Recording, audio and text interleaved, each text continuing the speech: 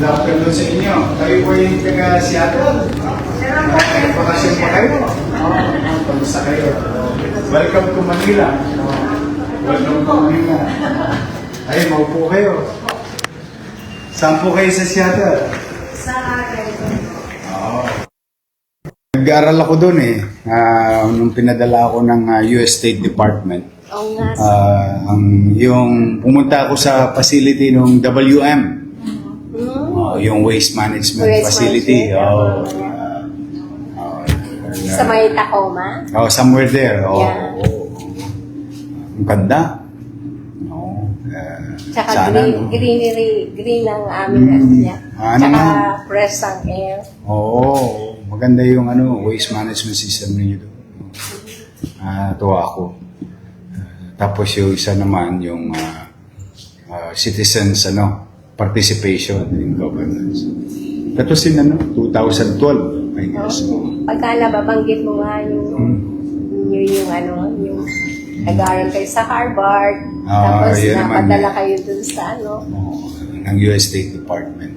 Ibig sabihin, kayo nagbayad nun. Nagpunta ako kasi US taxpayers money. Kamusta po kayo? Buti naman. Kailan ang balik nyo? Ako yung babalik ng June 23. Aba, Nagpunta ko kami dito para konting pasyal, no? Tapos nung nandito na ako sa Makati, sabi ko, sana nga makita ko kayo. Ay, you're always welcome. This is a public office. I was informed yesterday. Sabi ko, sige, dali nyo dito. May libre naman akong oras. Ganitong oras. Pero alam nyo dito, non-stop ang tao. I don't know, kung nakita nyo maraming tao sa labas. Napakarami. Yan yung mga sumusulat sa akin. Hindi natala dyan. Tsaka nanonood ako nung kaagapay niyo. Yan yun. Tsaka kaiyak ko. Talaga. Mahahabag ka talaga sa dami ng may sakit. Bagamat kami ni pinakamalaking healthcare provider na local government sa buong Pilipinas. Pero may programa. Still, dami pa rin may sakit. Kasi may mga bagay na hindi nagagawa ng pamahalaan that includes local government, yung mga procedure. And siyempre, yung private sector, private hospital can do that. But the problem is, marami naman tayo mahihirap na tao. Even mayaman, nahihirapan. Middle class, nahihirapan. Yeah. Kasi mahal talaga ang healthcare. Kaya we came up with the program, ng pag-upo ko, yung kaagapay program. So, Tsaka kayo na lumalapit, no? Yun. Wala nang pabalik-balik. Yeah, maganda yung vision nyo, mission nyo, focus kayo. Maibsan man lamang yung problema ng tao. Maramdaman nila may gobyerno. Ang tao naman, hindi naman umaasa na uunlad sila dahil sa gobyerno. Ang tao ay nagsisikap ang tao dahil para sa kanya. Kaya lamang, pag natutulak sa bangin, naghahanap ng makakapitan ng tao. Ganun lang talaga ang tao. Kaya yun ang ginagawa namin. Mabawasan yung suliranin nila. Or even to the point, at some instances, even to solve their problem. And we Tsaka try... makita lang kayo, parang... Hindi. Sanay na sila sa akin. Oo, sa totoo, makita lang kayo, parang sumisigla sila. I'm happy if that... Ako din yun mo, ang, mapanood ko lang kayo. Inspiration sa akin eh. Pinipilit ko naman magbuti. Naaawa din kasi ako sa... Talaga naman mabuti kayo. Hindi naman, rin ako, marami rin akong pagkakasala at saka pagkukulang. Si Jesus lang ang perfect. But I try to do my job, excel from it, and to reach as many as possible every single day while we're here because we owe it to the people. Yeah. My existence in this chair is because of the people. Yan ang lagi ko sinasabi sa kapwa ko halal ng bayan dito sa Maynila. Kaya lahat nagtatrabaho, no? Kailangan talaga. No, Saka, lahat kasama nyo. tingnan ninyo bakit ang tao napunta sa yan. Kung wala naman silang nababalitaang pag-asa. So it became a beacon of hope. The local government, one way or another, will address their problem. Dami yan. Ewan ko kung nakita nyo yung mga sulat-sulat dyan. pakikita ko sa inyo mamaya, magugulat Ang kayo. minsan nakikita ko, Madami. Pagka Kapag nagkakasal inuubos-ubos ko yan. pag nagkakasal kayo dito, On top of na pirmahin. Misa sulat, puro sulat. lalo na nung first term nyo, kaya ho ako na-inspired dun sa batang nagbigay sa... taga-Caloocan. Taga-Caloocan ako. Oo. Tapos nag-aaral ako sa Lakandula. Lalo nga ako Bakit hindi nyo pinagagawa yung Lakandula High School? Pinagawa ko yung bubong nung Lakandula Elementary School. Elementary. Kasi nirequest sa akin yun ng mga nanay.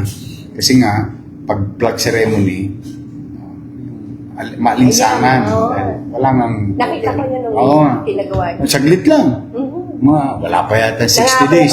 Nangako kayo, tapos balik ka agad kayo. Marami pa tayo paggagawa. Tinatapos ko lang itong magsaysay. Kasi kawawa naman yung mga taga magsaysay. Nung nawala ako, nawala na rin yung construction. Balik ako, start na ulit. Kaya nag-expand ako sa Maynila ng around 10 or 12 years kasi nag-college po ako sa PCC before, PUP na ngayon, doon sa Lepanto. Everyone has a story to tell about Manila. I know. That's why we call it Manila May Manila. Because it's everyone's Manila.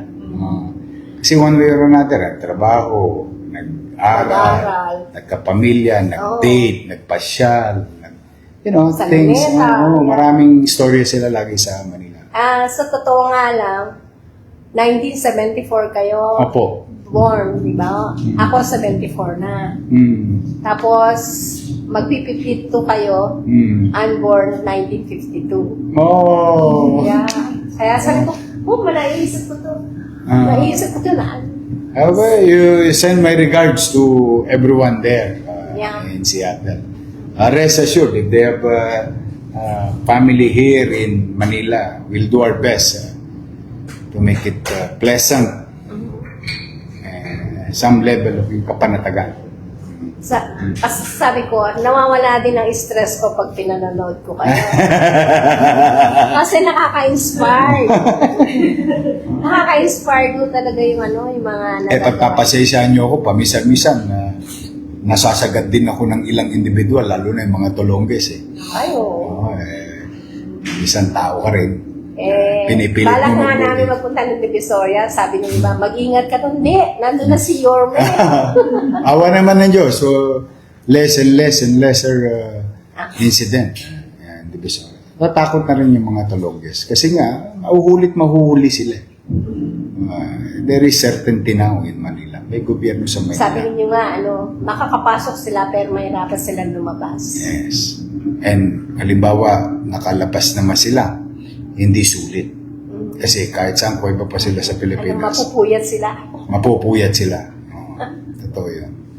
Kasi we make them pay. So that the people who come in and out of the city, who lives and works, study in the city of Manila, will feel, sa Maynila, may gobyerno. May mapapanagot. At saka hindi kung sino-sino lang. Yung mismo actual na gumawa ng injustice. We brought them to justice. So, kahit pa paano, maibsan yung damdamin ng biktima na nakakuha siya ng justisya. Yung pagsusuo, siya na yun. Yung kung talagang desidido yung biktima na habulin. Pero ang trabaho ko, to enforce, capture them, bring them to justice. Ganun ang ngayon, kung kaya namin mapigilan, that's better. That's gold medal. But alam naman namin hanggang saan kami. We wanted to apprehend them while or before. But no, that's bihirang-bihirang mangyayari. Pero, once you committed here, nakaligtas ka, hindi sulit. Kasi hahabulin ka na. Katulad yung isang ataps, ng bata, ng isang araw, nabenta niya 3,000 yung cellphone. Ilang araw ka nagtago, 2 linggo po. Di ubos na yung 3,000 mo. Yeah. Pero yung pera namin, di pa ubos. Mas maraming pera gobyerno para habulin ka. Yeah. Saka yung mga nag-donate sa inyong ang dami.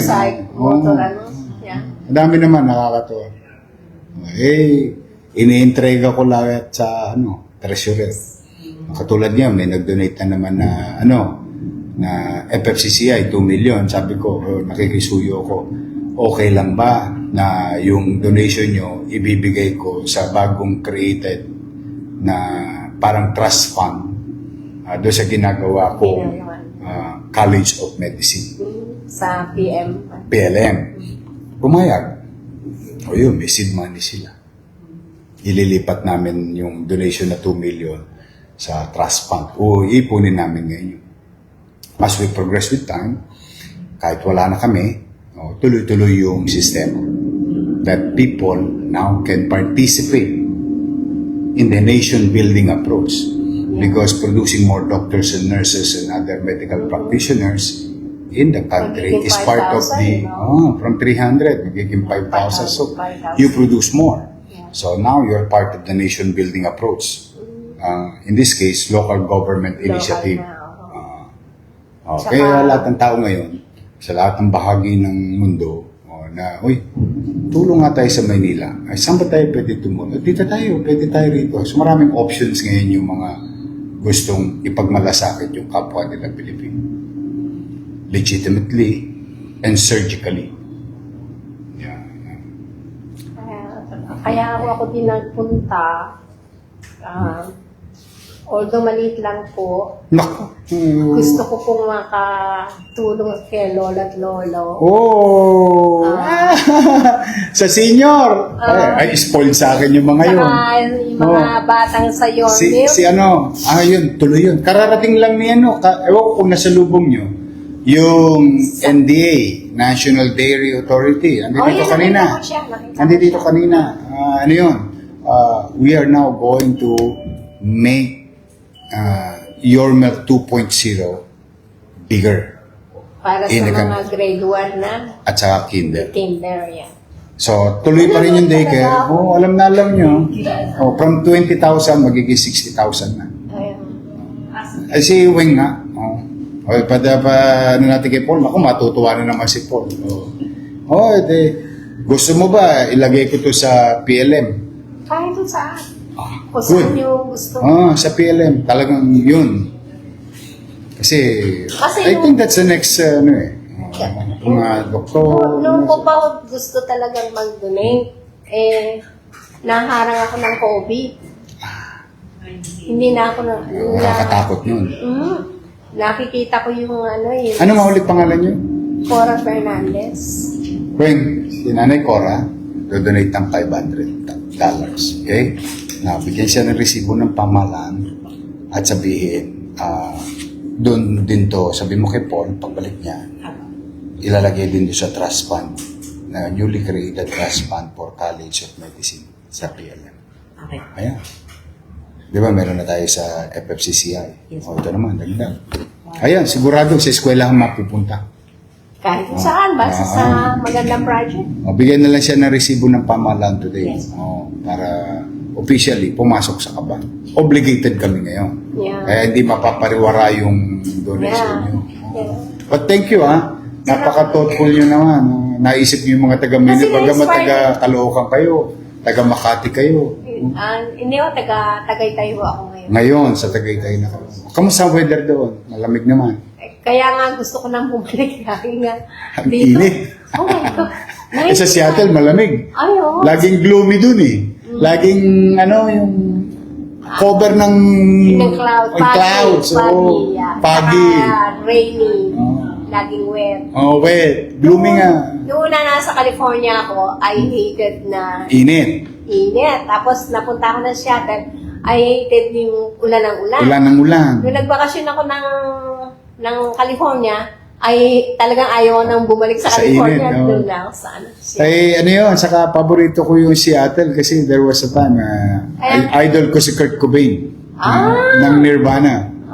That's his hometown Yeah. Seattle. Merong museum doon Katabi nga nung yung binili ko sa funeral, katabi yung sa sementeryo. Swerte mo malapit kami doon sa cemetery yung bahay na. Kurt Cobain. Yeah. Ng Nirvana. May museum sila doon. Pinuntahan ko pa yung museum ni Kurt Cobain. Music Museum ng Seattle. At ang pinipicture nila, si Kurt Cobain. Batang Seattle yun. Papicture tayo. Halika. Ay, saan? Pwede ba? Halika. Thank you naman ha. Pinagmalasakit nyo kami. Ay, naku, Ako, lalo ako magbubuti. Ako lang. Nai-inspire nyo ako. Talaga kayo mabuti. Ay, hindi rin. Marami rin akong pagkukulang. Ha? Halika. Dito. O, solo-solo muna. Para isa-isa, sayang naman. Oo, isa muna.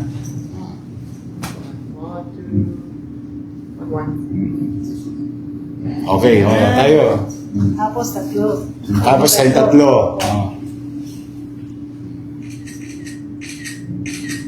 Kamusta nyo ako sa kanila, ha? Sa mga kababayan natin doon.